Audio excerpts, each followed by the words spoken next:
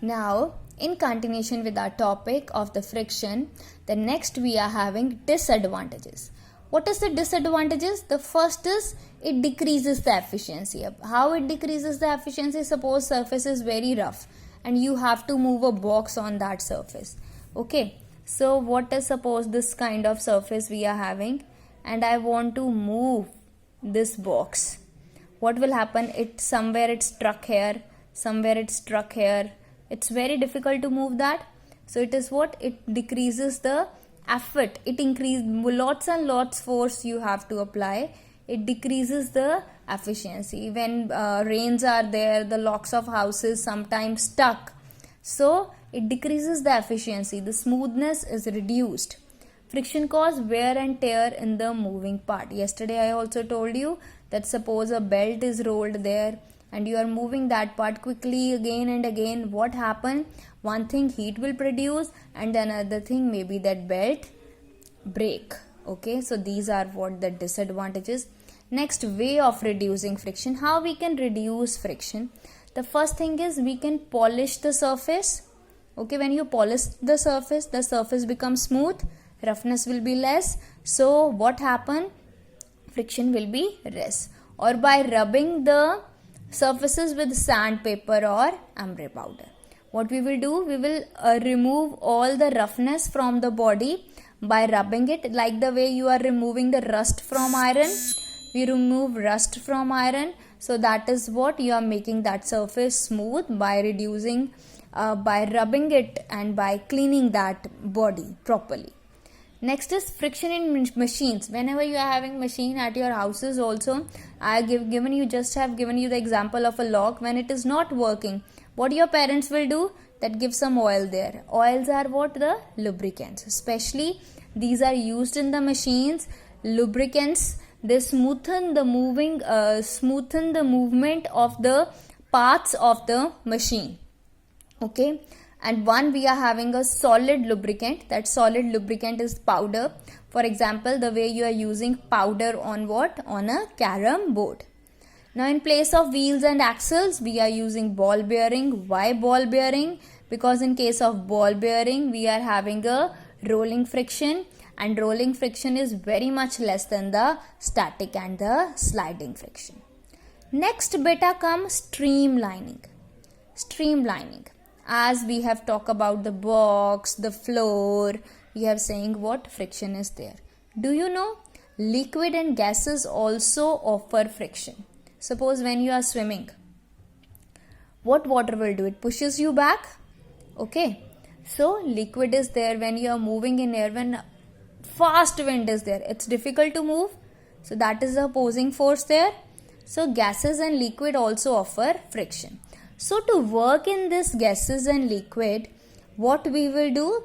To reduce the friction, we will design the objects with some special shape. That special shape is known as streamlining. For example, I am having an aeroplane. So it's have what? A pointed surface. I am having an arrow in bow and arrow. This is what? A pointed surface. Okay. We are having a fish. This fish is what? Pointed one. Streamlining. Okay. So many examples are there. So what is streamlining? The process of giving a shape with pointed ends is called what? Streamlining. We point it so that it can move fastly and it can work on the opposing force, the friction which is applied by gases and liquids. Okay. Now the next we are having very simple advantages. Friction is not a nuisance beta. It is very helpful. You know, we are not even able to walk without friction. If no friction is there, floor will be very slippery. If floor will be very slippery, what will happen? You will not able to walk. You will slip down. Road becomes slippery when rainwater is there. So it reduces friction. So what happens? Sometimes we fall down. Icy roads are there. Either you are going for ice skating. That all are based on what? Force of friction. Wheel of vehicles would fail to rotate without moving ahead if there is no friction. Now what happened? This is the wheel. Now this wheel is rolling and it's moving further. So it is coming in contact with the earth. If it's no friction is there, wheel will not rotate. If wheel will not rotate, then body will not move. Friction is helpful, like this is your wall. And here we are using water ladder. Now what this ladder is doing, at this point, it fixed there. Why? It fixed here also because of the force of friction. We can sit on a chair. No, we can't sit on a chair without friction. Because if no friction is there, you will just fall down. You will just fall down and you hurt yourself because no friction is there. And at this I also explained in our Zoom class that I am talking about the matchstick. This is the side of a matchstick, beta. Fine. These kind of some red surfaces are there on the matchstick. And this is your matchstick.